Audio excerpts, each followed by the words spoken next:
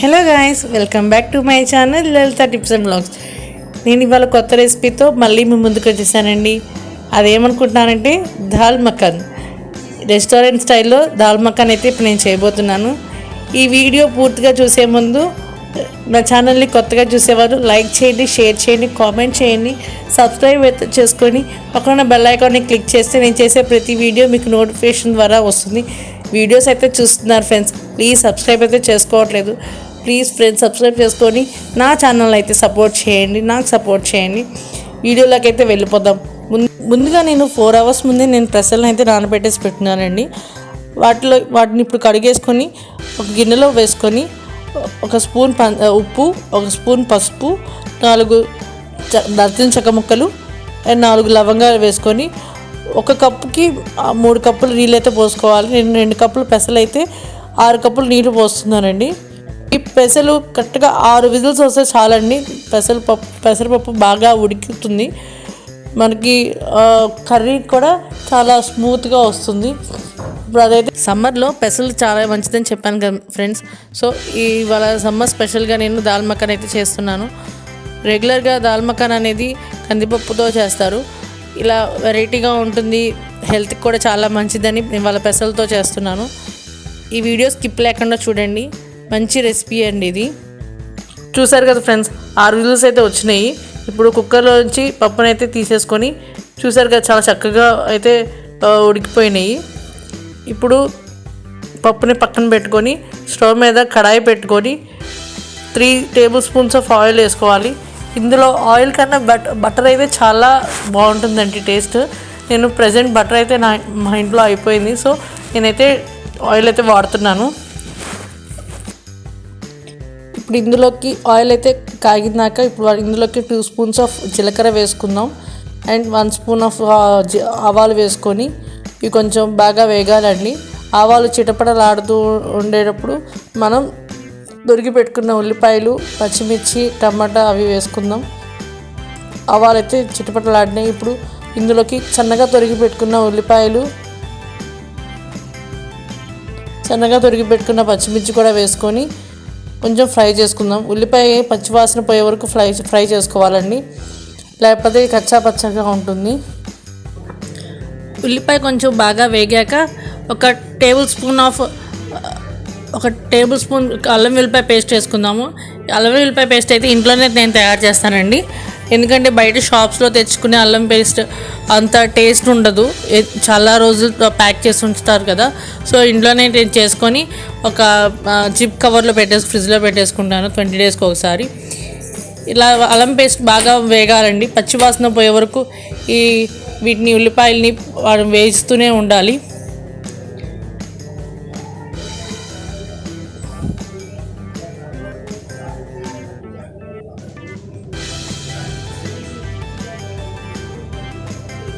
అల్లం పేస్ట్ వేగాక ఇప్పుడు ఒక చిన్నగా తొరిగి పెట్టుకున్న టమాటా ముక్కలు కూడా వేసుకొని బాగా ఫ్రై చేసుకుందాం. టమాటా ముక్కలు కూడా చాలా బాగా మగ్గాలండి. సో అంతా కలిపేసుకొని ఒకసారి మూత పెట్టేసుకొని 2 to 3 minutes పాటు మూత పెట్టేసుకొని ఉంచేసుకుందాం. టమాటా గుజ్జు బాగా మగ్గితేనే టేస్ట్ అనేది సూపర్ ఉంటుందండి. ఇప్పుడు ఇందులోకి అయితే మసాలాస్ అయితే వేసేసుకుందాం. 1 స్పూన్ పసుపు, 2 స్పూన్లు గరం మసాలా, మిరియాల పొడి అండ్ 1 స్పూన్ ధనియాల పొడి వేసుకొని బాగా కలుపుకుందాం. ఈ మసాలాస్ అన్నీ బాగా ముక్కలకి బాగా పట్టాలండి, ఉల్లిపాయ ముక్కలకి బాగా వేగితే కానీ అంతా కలిసేటట్టుగా కలుపుకొని ఒకసారి మూత పెట్టేసుకుందాం.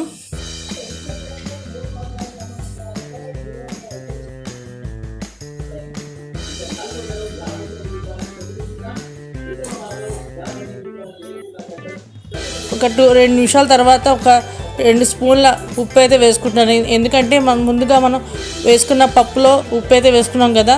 సో ఇప్పుడైతే కొంచెం తగ్గించుకొని కొంచెం అయితే వేస్తున్నాను అండ్ 2 స్పూన్స్ ఆఫ్ కారం కూడా వేసుకుంటున్నాను. వీటంతా బాగా కలుపుకొని బాగా కలపాలండి వీటన్నిటిని. ఫ్లేమ్ మాత్రం హైలోనే ఉండాలండి, ఎందుకంటే ఫ్లేమ్ లోగా ఉంటే బాగా పీల్చుకోదు, ఫ్లేవర్స్ అన్నీ బాగా పీల్చుకోవచ్చు. హైలోనే పెట్టుకొని మనం అంతా వేసుకుందాం. ఇప్పుడు ఇందాక ఉడికించి పెట్టుకున్న పెసలు ఉన్నాయి కదా, అవైతే నేను వీటిలో వేసేస్తున్నాను. వేసుకొని పైనుంచి కిందకి బాగా మిక్స్ చేస్తూ ఉండాలి.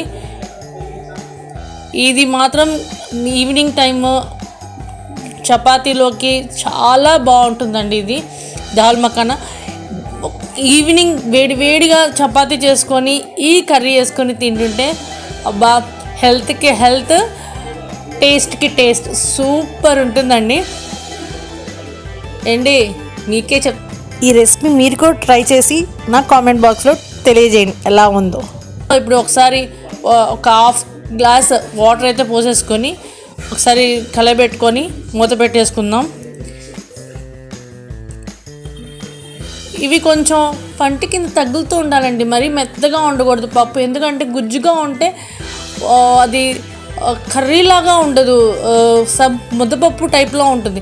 అలా కాకుండా కొంచెం పప్పుగా ఉంటేనే బాగుంటుంది. మూత పెట్టేసుకొని ఒక 5 నుంచి 10 నిమిషాల వరకు కుక్ చేసుకుందాం.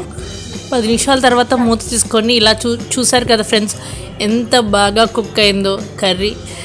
ఈ కర్రీ ఇలా ఒకసారి మొత్తం కలిసేటట్టు కలుపుకొని ఇందులో లాస్ట్లో కొంచెం నెయ్యి వేసుకుంటే చాలా టేస్ట్గా ఉంటుంది ఫ్రెండ్స్. ఇప్పుడు చూపిస్తాను.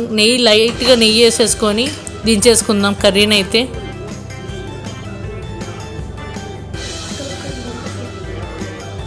ఒకసారి కలిపేసుకుందాం మొత్తం.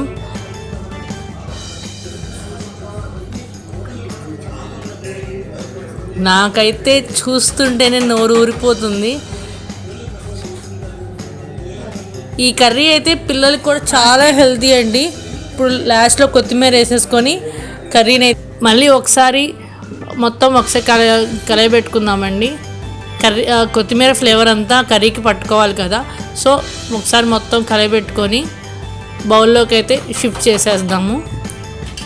ఈ కర్రీ పుల్కాకి కానీ, చపాతీకి కానీ, బటర్ నాన్కి కానీ చాలా బాగుంటుందండి. ఈవినింగ్ టైం ఈ కర్రీ వేసుకొని తింటుంటే, బయట క్లైమేట్ మాత్రం చాలా కూల్గా ఉంది, వర్షం పడింది. ఈ కూల్ క్లైమేట్లో ఈ హాట్ ఈ దాల్ మఖానా కర్రీ మీకోసం.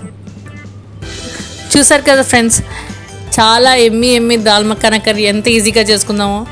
ఈ రెసిపీ కనుక మీకు నచ్చినట్టయితే లైక్ చేయండి, షేర్ చేయండి, కామెంట్ చేయండి, సబ్స్క్రైబ్ చేసుకోండి, పక్కన బెల్ ఐకాన్ని క్లిక్ చేయండి. నేను చేసే ప్రతి వీడియో మీకు నోటిఫికేషన్ వస్తుంది. Thanks for watching. Bye bye. See you in the next video.